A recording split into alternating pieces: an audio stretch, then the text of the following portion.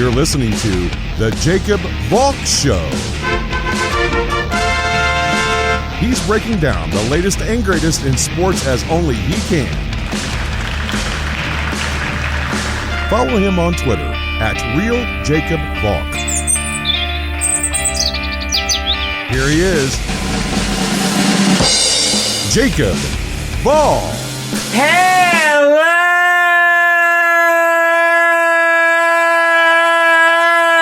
sports fans! Welcome to a special President's Day edition of the Jacob Valk Show. I am Jacob Valk, and there's a lot to get to today. Some hockey, some basketball, definitely some baseball at the end.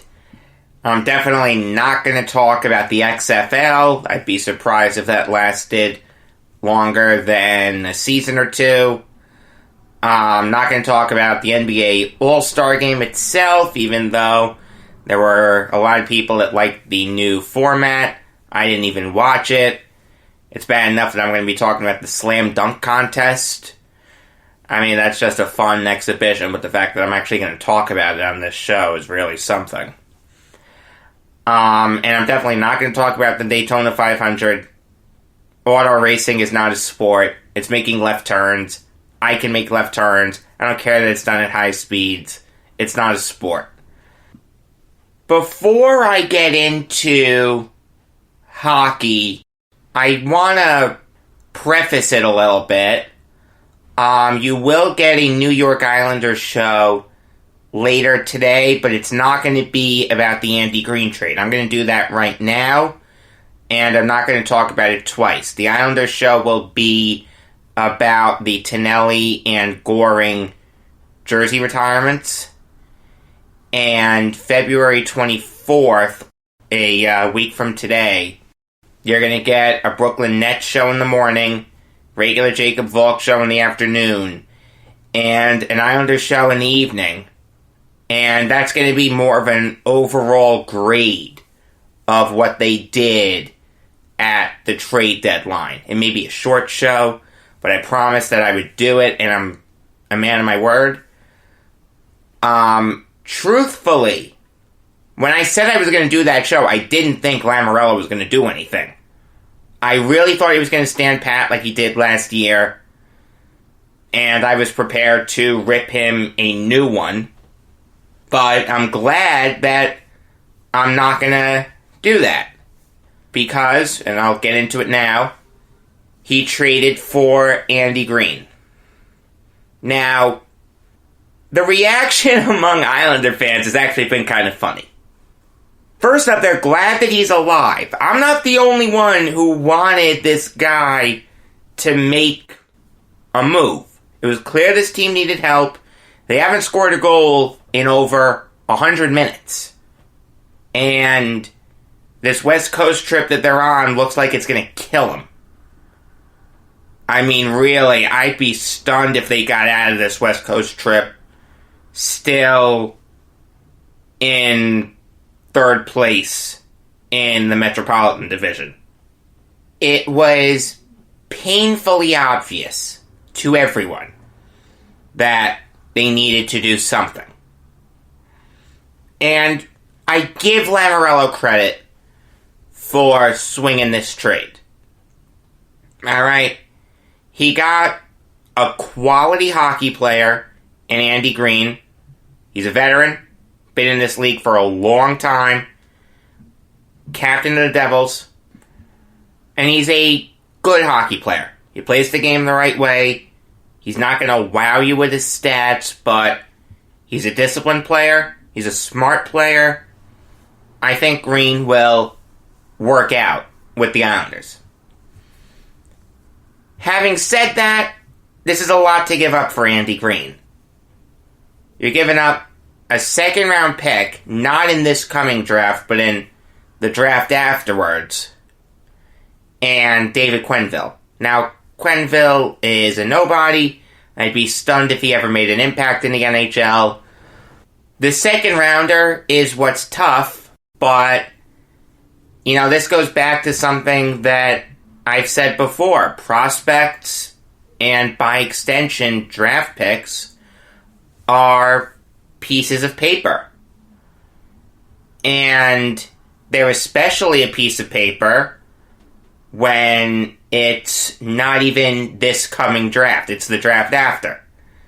You have no idea what players are going to be in the next draft. You have no idea where that pick is going to be.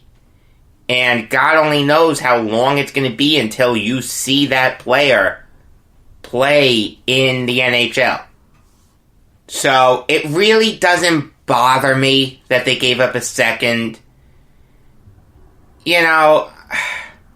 This really started for overpaying for rentals in 2015 when the Chicago Blackhawks traded a first-rounder and Klaus Dahlbeck, who was a very highly thought-of prospect, to the Coyotes for Antoine Vermette. Now, all due respect to Vermette, good hockey player, not worth a first-round pick. They weren't trading for Blue Jackets Vermette. They were trading for Coyotes Vermette. And they gave up a quality prospect in Dahlbeck. Now, granted, Dahlbeck didn't work out in the NHL. It was a good try, but he just never succeeded. And the pick that the Coyotes got, they used on Nick Merkley. Merkley has never played a game in the NHL. So that trade really worked out for nobody. That's not the issue here.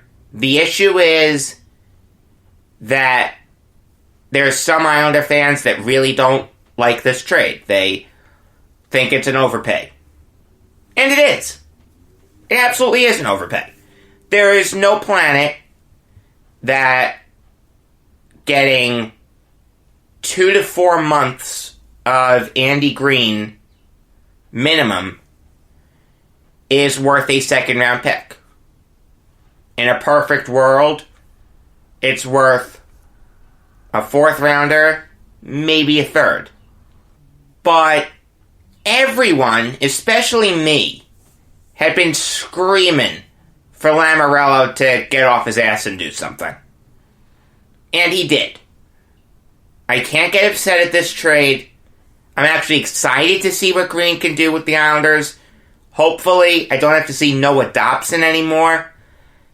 Is it possible that Dobson can get his act together in the future? Yes. Am I skeptical? Yes. I don't mind this trade for the Islanders. I really, really don't. I know why Devils fans love it. They did win this trade. There's no question about that. The New Jersey Devils won this trade. But Lamoriello really waited too long here. He was put in a position where he had to make a trade. And when you're in that position of weakness, you're gonna end up overpaying for the guy that you want. But I'm really not upset at this trade. I can't get upset at it. I've been screaming for Lamoriello to do something for months, and he did. And he got a good hockey player. He didn't get a great hockey player. Andy Green has never been great. He's always been good. I really, really don't mind this trade. The only thing I will say is this can't be it. This has to be in addition to getting another forward or two. Maybe even another defenseman. I want everything. This team needs a lot of help if it's going to make a big playoff run. And yeah, it's difficult to make a bunch of trades and have all those pieces coalesce. But again, Lamoriello waited too long. If he wants this team to make a legitimate playoff run, he's going to need to make more trades. If he wants this team to just limp into the playoffs and let the chips fall where they may, yeah, he can stop here. It's going to be very interesting to see what happens in the next week. I hope that I have more Islander stories to talk about. I really, really do. Speaking of the Devils, they did make another trade, and this actually speaks kind of badly to the Islanders, but I'll get into that a little later. The Blake Coleman trade. This is another win for the Devils. I understand that Coleman is going to be with the Lightning for another year. This isn't a rental. The Lightning are getting him for the 2021 season also. But this guy is going to peak at, what, a 40-point player? It's a lot to give up. But I really don't mind this for the Lightning. You know, you gotta realize something. This is what the market is. In the NHL, you really have to overpay for guys if you want them.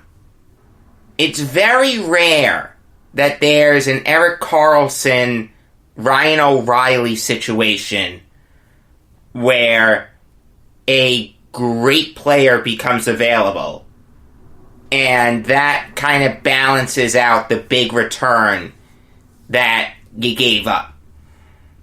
There are a bunch of trades in the NHL that you look at it and it's like, wait, this team gave up that much for this player? Hell, I remember the Ryan Smith trade. The Islanders gave up 2 very highly thought of prospects and a first rounder for a rental that didn't even get him out of the first round. And you know what? There wasn't an Islander fan in the world that didn't love that trade. Now, granted, his name is mud right now to Islander fans. I hate Ryan Smith. Always will. But that's not the issue here. The issue is that this is the market for the NHL. And if you're a fan of a team like the Lightning or the Islanders, you have to think to yourself, am I content with going into the playoffs with this roster and letting the chips fall where they may? Or do I want to reinforce it and improve my odds of making a big playoff run? Now, the Lightning and the Islanders are in 2 different boats. The Islanders are one of the coldest teams in hockey. The Lightning are the hottest team in hockey. They've won 10 straight. And Coleman is going to fit in great on their third line. You can make the argument that they didn't need to make this type of a trade. But there are a lot of people that are still upset over them getting swept by the Blue Jackets last year. They were the better team. They were the President's Trophy winning team. They were an incredibly dominant team. And they ended up getting swept. And there were some people that got upset that the better team lost. Like, we needed to change the format of the NHL playoffs. No, that happens in the playoffs. That happens in basketball. That happens in baseball. That happens in football. That the better teams lose. We don't need to make radical changes. Now look, it's fair to wonder if John Cooper's the right coach to win the Lightning a Stanley Cup. I like Cooper. I think he's a very smart guy.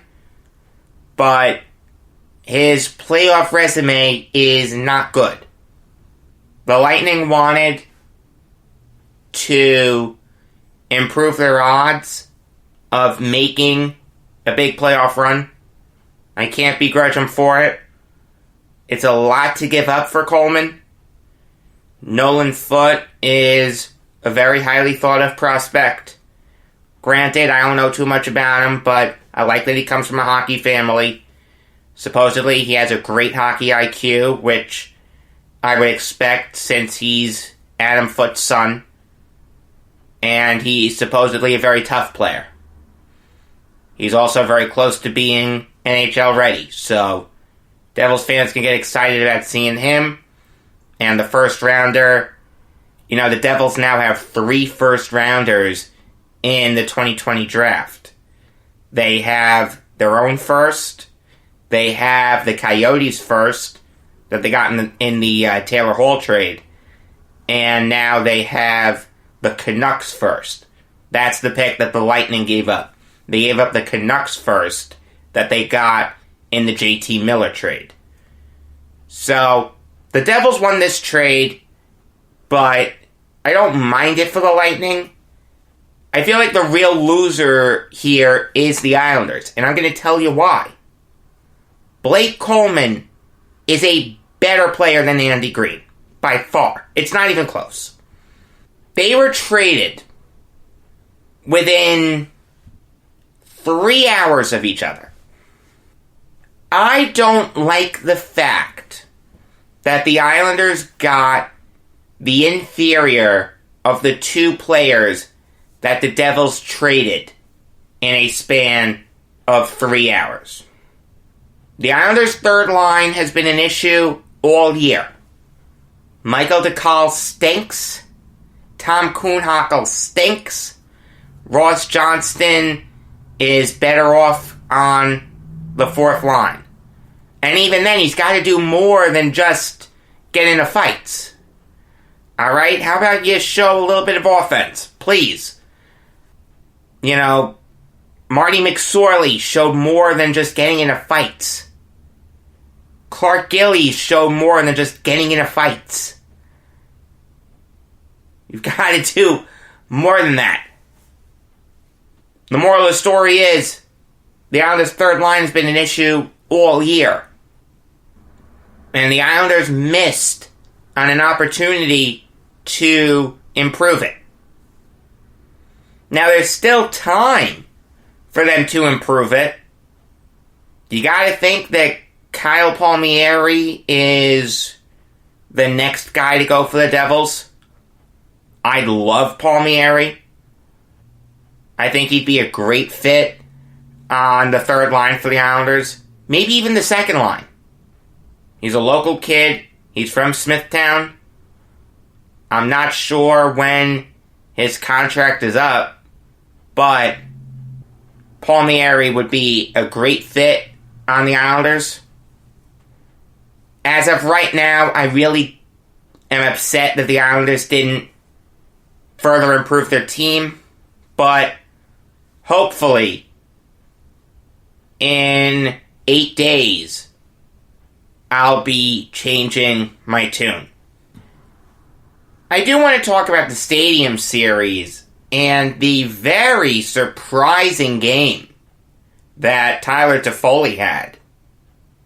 Look, we all know that Toffoli's a really good hockey player. He's a guy who has had trade rumors surrounding him. Would be great for the Islanders, but I digress. I don't think anyone saw him single-handedly leading the Kings to victory on Saturday over the Avalanche at the Air Force Academy.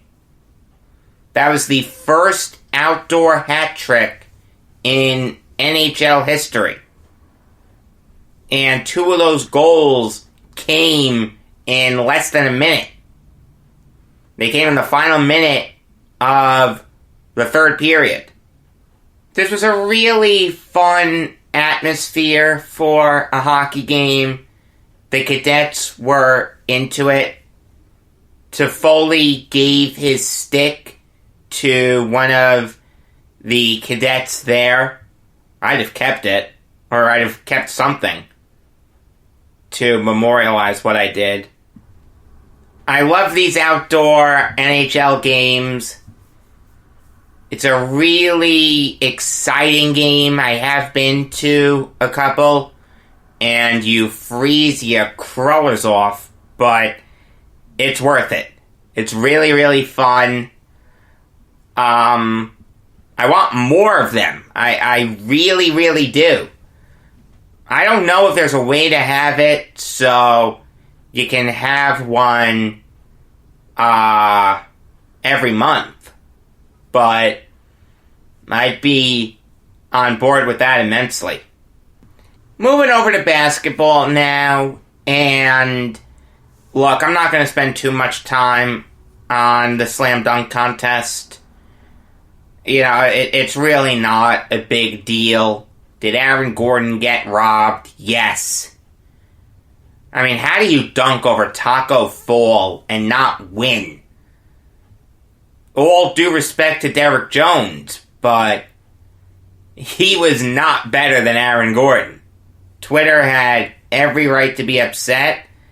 Next year, I'd love it if the NBA instituted a way for the fans to vote instead of having 5 celebrity judges.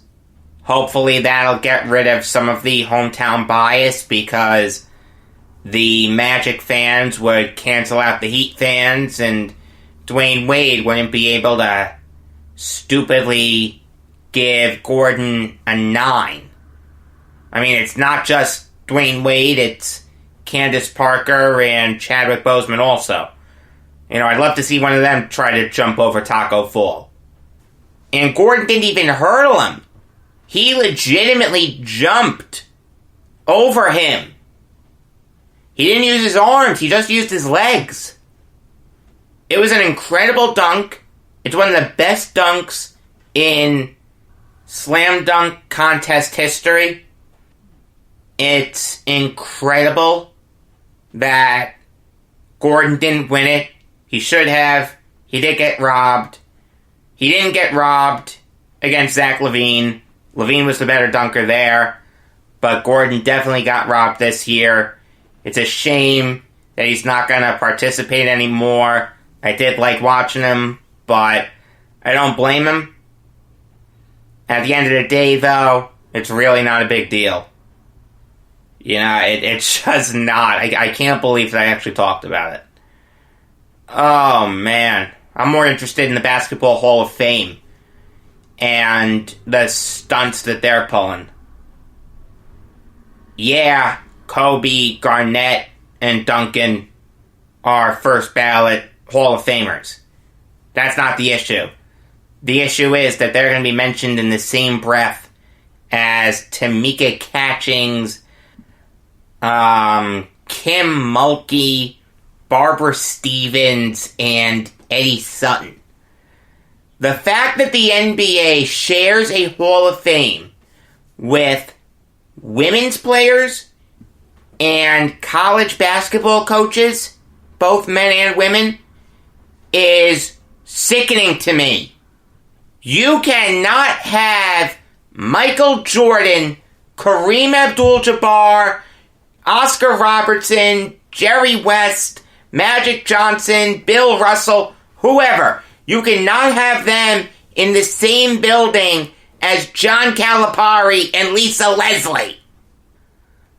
It's a joke. Have a separate WNBA Hall of Fame that no one would go to. Leave guys like Eddie Sutton to the College Basketball Hall of Fame. I don't understand how they get in twice. You want to have a separate wing for women's coaches and women's players? Fine. I have no problem with that. You cannot have the Basketball Hall of Fame be for women also. We need a new Hall of Fame. We need an NBA Hall of Fame. It really lessens the impact of getting in there. And the Basketball Hall of Fame is a joke anyway. Alright, all due respect to a guy like Bill Bradley, but he's not a Hall of Famer. The only reason he's in is because he was a former senator. I mean, seriously, look at the list. It's too long to go through. You've got a lot of really bad players there. There's some people who want Ben Wallace in the Hall of Fame. Ben Wallace is not a Hall of Famer! Great defender, great rebounder, not a Hall of Famer! Oh, and this is the kicker too. How did people like Kim Mulkey, Barbara Stevens, Tamika Catchings, and Eddie Sutton become finalists over Chris Bosh? Chris Bosh is a two-time NBA champion, was the third best player on both those teams, was one of the 15 or 20 best players of his era. How is that guy not in the Hall of Fame? The guy has more points than Joe Dumars, Pistol Pete, Jack Twyman, Dennis Johnson, Richie Guerin. I don't understand how he's not a Hall of Famer. What, we need diversity? You've got to have some women in there? No! It should be an NBA Hall of Fame! There's no other sport that has this issue. I understand that there isn't an MLB Hall of Fame, an NHL Hall of Fame, or an NFL Hall of Fame. But for basketball, we need it. You cannot have the greats of the game sharing a Hall of Fame with college coaches and WNBA players. Look, people like Lisa Leslie, Tamika Catchings, and Sue Bird are exceptional athletes, and they should be honored as such. If you want to have a WNBA Hall of Fame that only 200 people would go to a year, fine. I don't mind that. They should be honored. I have no problem with that. The issue is having them share a space with guys like Kareem, Michael, Wilt, Shaq, Hakeem, Dominique Wilkins, whoever. Get all the college coaches out of there. You want to put some NBA teams in there, some Olympic teams in there. I can be talked into that. I don't hate it. I don't love it, but I don't hate it. Just make it all about the NBA. It's the best basketball league in the world, and it should have a Hall of Fame all to its own. I do want to talk about the death of Tony Fernandez. There is no doubting that Tony Fernandez was probably the best fielding shortstop of his era. And looking at his bat, he was tremendously underrated. He has a career .288 average. Retired with 2,276 hits. Nothing to be embarrassed about there. He came up with the Blue Jays in the mid-'80s, and immediately you could see that this guy belonged in the majors. At the age of 23, he took over as Blue Jays shortstop and responded by hitting .289. Now, don't look at his power numbers. Alright, he was not a good power hitter. Only has 94 home runs, a career .399 slugging percentage. That's not good. But shortstops, traditionally, are not bred for power. They're bred for average and their glove. And no one exemplified that more than Tony Fernandez. In '86, his second full year starting, he led the league in games played, didn't miss a single game, led the league in at-bats, hit .310, made the All-Star team, and won his first Gold Glove. He responded by winning 3 more after that. It's honestly amazing how he only won 4 Gold Gloves. And it's amazing how Ripken only won 2. I'd love to look and see who won the AL Gold Gloves for shortstop those years. You really gotta wonder who was better than guys like Fernandez and Ripken. Also, in that 86 season, he had 213 hits, which at the time was a major league single-season record for a shortstop. In the 1990 to 91 offseason, he was part of probably the most consequential trade in Blue Jays history, where he was traded along with Fred McGriff to the Padres for Roberto Alomar and Joe Carter. Obviously, the Blue Jays don't win the 92 and 93 World Series without Alomar and Carter. Alomar was ALCS MVP in 92, and Joe Carter obviously hit the walk-off home run against Mitch Williams in 93. But Fernandez was able to work his way back to the Blue Jays. He ended up getting traded from the Padres to the Mets. And he really did not have a good half season for the Mets. Only hit .225. And it was just clear that he wasn't working out in New York. The Mets traded him to the Blue Jays for Darren Jackson. And it's a really nice story that after watching them win the World Series in 92 on TV, he got back there in 93 to win a World Series with them. In that World Series, he was a key part in them winning. He drove in 9 runs, which is still a record for a shortstop. In 95, he ended up with the Yankees. And it's funny, when he died, I was thinking to myself, he's the answer to a trivia question, I just don't remember it. What's the trivia question that he's the answer to?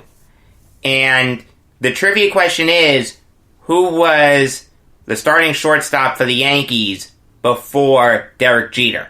It was Tony Fernandez.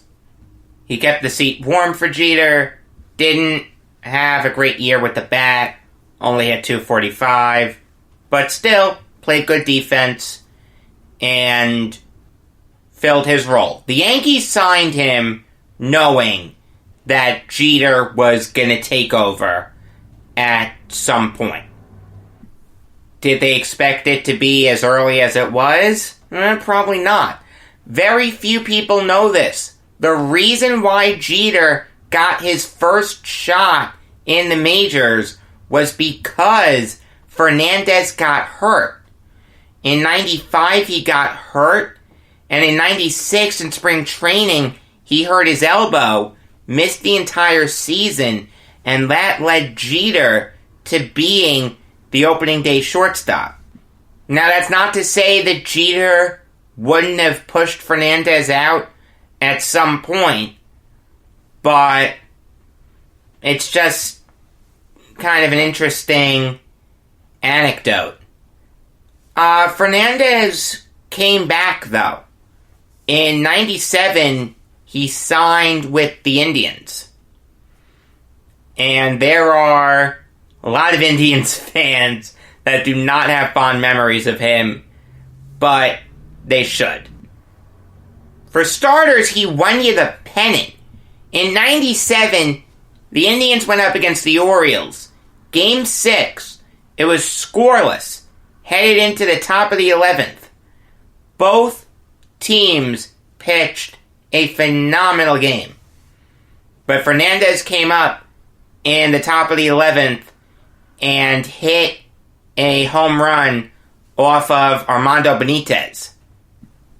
That sent the Indians to the World Series, and it remains the only 1-0 game in MLB postseason history with an extra innings home run. And in the 97 World Series, he hit .471 for ya. He was probably your best offensive player. Vizquel hit under 250. David Justice and Manny Ramirez hit under 200. You don't win a couple of those games without Tony Fernandez. Yeah, I understand Game 7, the error on the double play that led to the crazy 11th inning win. I get all that. But that doesn't negate the great season that Fernandez had for you. He should be remembered a lot more fondly by Indians fans. In 98, he went back to the Blue Jays, hit .321, and in 99, he made his last All-Star team at the age of 37, hitting .328. He had an iconic batting stance, one that made it look like it was a struggle every time he lifted up a bat, but it was effective. At the end of the day, if your career average is .288 with over 2,200 hits, you're doing something right. And in 2016, he was inducted into the Ontario Sports Hall of Fame, where he gave a very heartfelt thanks to the Toronto fans for embracing him. He loved the city of Toronto. He loved being a Blue Jay. And he will be deeply, deeply missed. New York Islanders show tonight. Going to be talking about the Tonelli and Goring number retirements. Tomorrow, the Jacob Valk show, as per usual. Until next time, I am Jacob Valk saying that if I ever decide to write a book, the title will be The Bases Were Loaded, and So Was I.